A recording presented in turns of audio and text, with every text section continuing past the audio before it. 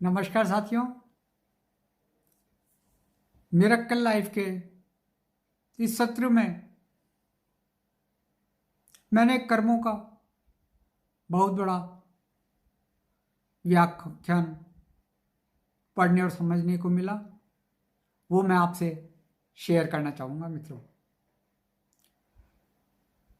हुआ यूं कि महाभारत में द्रौपदी के स्वयंवर में जाते वक्त श्री कृष्ण ने अर्जुन को समझाते हुए कहा कि हे पार्थ, पैर जरा संभाल कर रखना, संतुलन बराबर रखना, लक्ष्य मछली की ओर रखना और उसी पर अपना ध्यान केंद्रित करा। तो अर्जुन ने श्री कृष्ण को हाथ जोड़कर कहा कि जब सब मुझे ही करना है तो फिर आप क्या करेंगे? तो श्री कृष्ण ने मधुर मुस्कान से बोला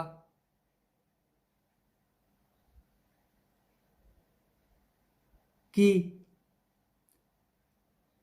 तुम जिस अस्थिर विचलित हुए पानी पर खड़े होकर मछली पर निशाना लगाओगे, उस पानी को स्थिर मैं रखूंगा। कहने का तात्पर्य यह है कि आप चाहे जितने भी निपुण क्यों ना हो, कितने ज्ञानी क्यों ना हो, कितने ही बुद्धिमान क्यों ना हो, कितने ही महान विवेकपूर्ण क्यों ना हो, लेकिन आप हर एक परिस्थिति में पूर्ण नियंत्रण नहीं रख सकते। आप सिर्फ अपना प्रयास कर सकते हैं, लेकिन उसकी भी एक सीमा है और उस सीमा के बाद में जो आगे की अपनी बागडोर संभालता है वही ईष्ट है, वही विधाता है। और उसी विधाता ने अपनी समस्त मानव जगत की परिस्थितियों को संभाल रखा है, जिम्मेदारी ले रखी है।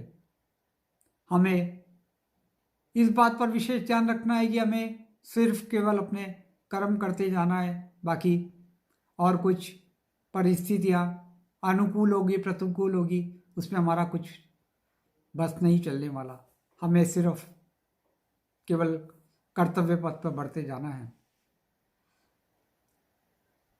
इसे ऐसे समझ सकते हैं कि जब विधाता ने इतनी बड़ी दुनिया बनाई है, हजारों ढेरों पशु पक्षी, वृक्ष पौधे, नदी झरने पहाड़ सूर्य चंद्र,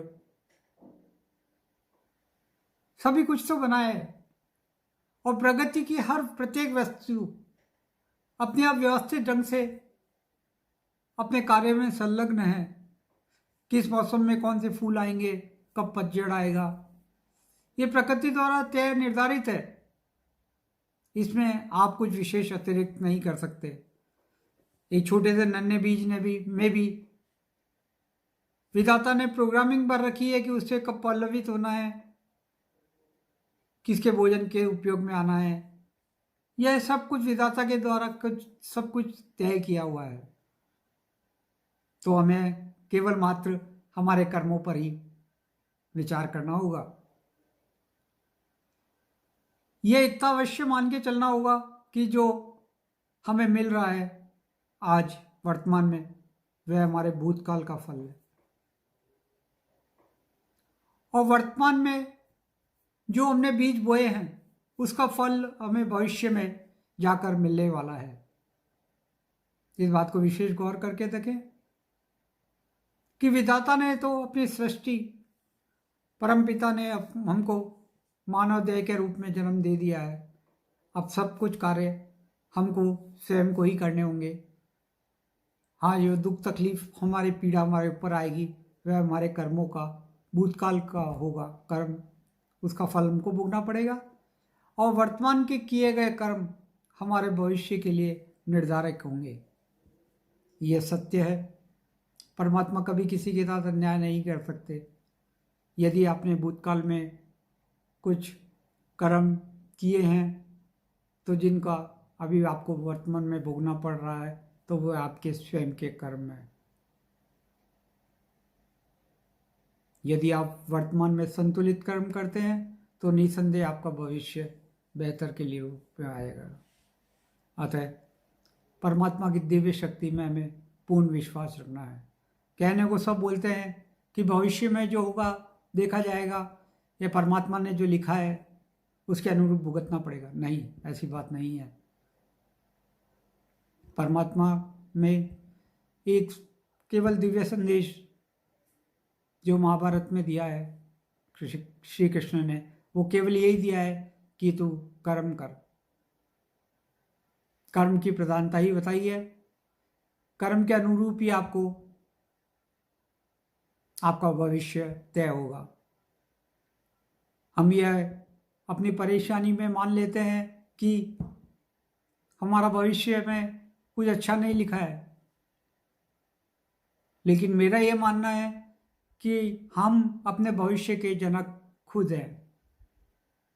यदि हम सावधानी से हमारे वर्तमान के कर्मों को नियंत्रित करते जाएंगे तो निसंदेह हमारा भविष्य भी उज्जवल होगा। हाँ, भविष्य में आने वाली परेशानी का एक स्वरूप यह भी हो सकता है कि हमने भूतकाल में जो कुछ कर्म किए हैं उसका भुगतान हमें इस वर्तमान जन्म में करना होगा। तो मेरा आपसे यही निवेदन है कि अपने कर्मों पर पूर्ण रूप से विचार करते हुए इष्ट के प्रति अपना पूर्ण समर्पण दे दे, उसमें पूर्ण विश्वास देते दे, क्योंकि विधाता की लीला में कभी भी अन्याय नहीं हो सकता। साथियों, इस बात का विशेष ध्यान रखें। अपने वर्तमान के कर्मों की गति को आपको संभाल कर रखना है। यही निवेदन मेरा। धन्यवाद।